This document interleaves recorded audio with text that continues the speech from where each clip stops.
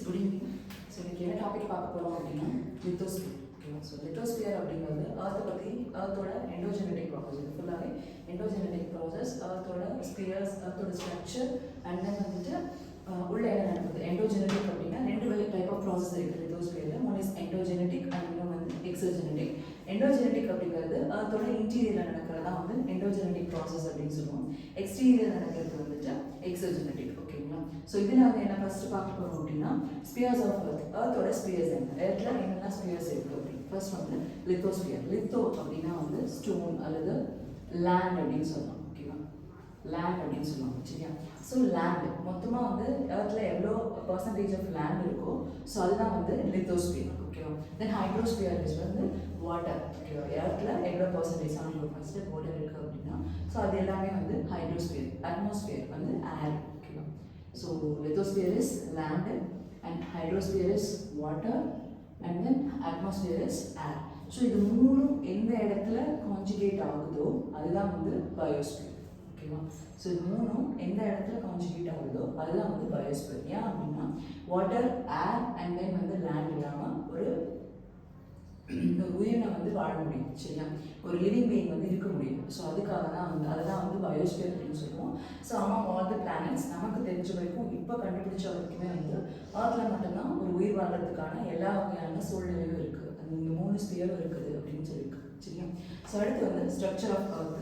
அர்த்தோட structure பார்த்தோம் அப்படின்னா 3ஆக பிரிக்கலாம். சரிங்களா? அர்த்தை வந்து கட் பண்ணி இப்படி ஒரு கேக் நம்ம கட் பண்ணுற மாதிரி கட் பண்ணோம் அப்படின்னா 3ஆக பிரிக்கலாம். சரியா? ஸோ அதோட இன்டீரியர் வந்துட்டு ஒரு எக்கு மாதிரி இமேஜின் பண்ணிக்கலாம் அர்த்தை வந்து. சரியா?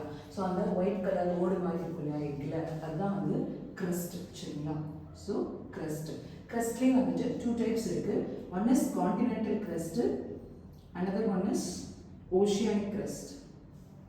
ஓகேவா? One is continental crust and another one is oceanic crust. So continental crust அப்படின்னா என்னன்னா கான்டினென்ட் இப்போல்லாம் லேண்ட் சர்ஃபேஸ் இருக்கு, நம்ம கண்ட்ரிஸ் எல்லாம் இருக்கு இல்லையா, கான்டினென்ட்ஸ் நம்ம 7 கான்டினென்ட்ஸ் இருக்குது. ஸோ அந்த கான்டினென்ட்ஸுக்கு மேலே உள்ள லேயர் தான் வந்து என்ன சொல்லுவோம் அப்படின்னா கான்டினென்டல் கிரஸ்ட் அப்படின்னு சொல்லுவோம்.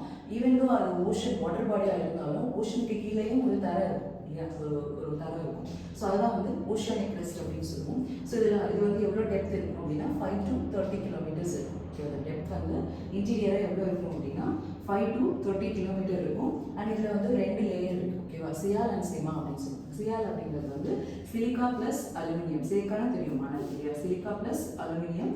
அண்ட் இது வந்து சிலிக்கா ப்ளஸ் மெக்னீஷியம். ஸோ இந்த லேயர் வந்து 2 லேயராக இருக்கும்.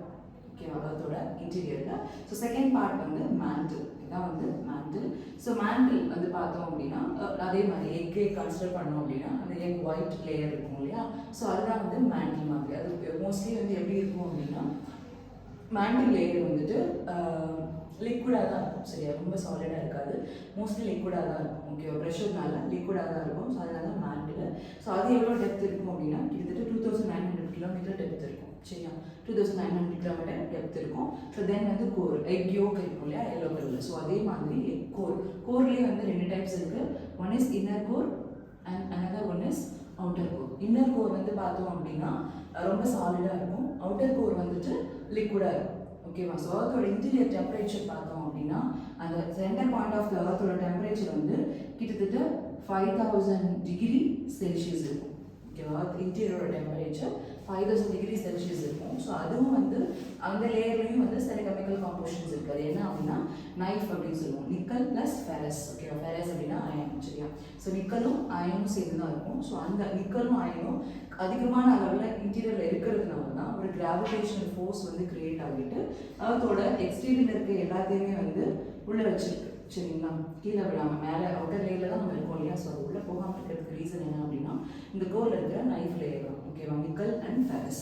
So next one is plate tectonics. Plate tectonics அப்படிங்கிறது என்னன்னா இப்போ அர்த் வந்து பார்த்தோம்னா நம்ம பார்க்கறதுக்கு பெருசாக அப்படியே ஒரே மாதிரி இருக்கிற மாதிரி இருக்கும். பட் அது வந்து எப்படி இருக்கும்னா பசில் மாதிரி கொஞ்சமாக இருந்து இப்படி பிரிஞ்சு போனது. ஸோ இந்த மாதிரி தான் இருக்கும். அது ஒட்ட வச்சோம் அப்படின்னா இப்போ ஃபிக்ஸ் ஆகும். அந்த மாதிரி தான் வந்து குட்டி குட்டி குட்டி பீசஸாக தான் வந்து மேலே இருக்குது. பார்க்குறதுக்கு ஒரே மாதிரி இருக்கும், பட் மைன்யூட் கேப் இருக்கும். சரியா? ஸோ அது மாதிரி தான் கான்டினென்டலில் வந்து பிளேட்ஸ் அப்படின்னு சொல்லுவோம். சரியா? பிளேட், கான்டினென்டல் பிளேட் அப்படின்னு சொல்லுவோம். ஸோ பிளேட்ஸ் வந்து பார்த்தோம் அப்படின்னா ஓவராலாக 7 மேஜர் பிளேட்ஸ் இருக்குது அண்ட் 13 மைனர் பிளேட்ஸ் இருக்குது. சரியா?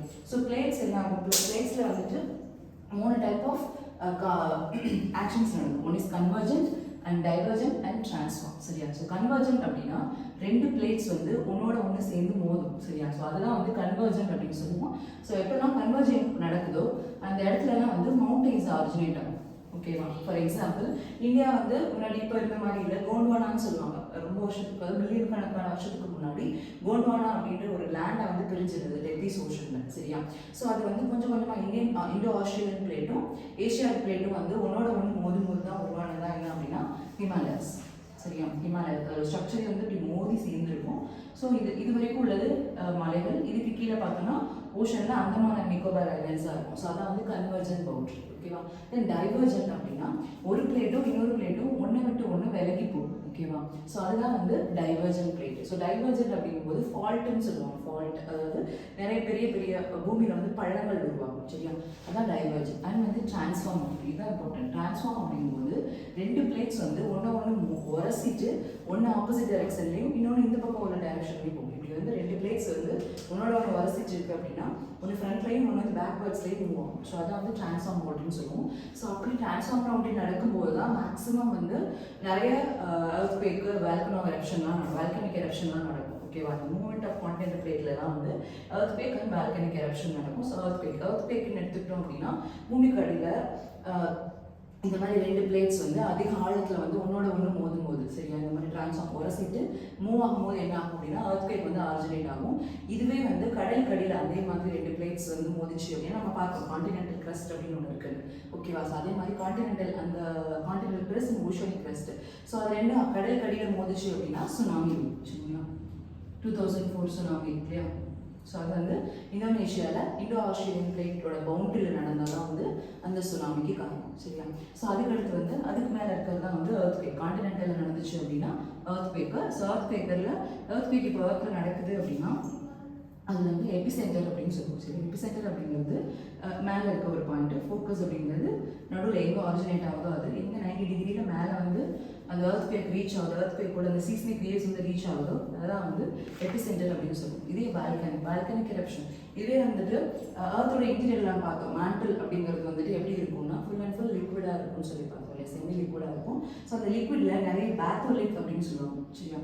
பேத்தோலித்.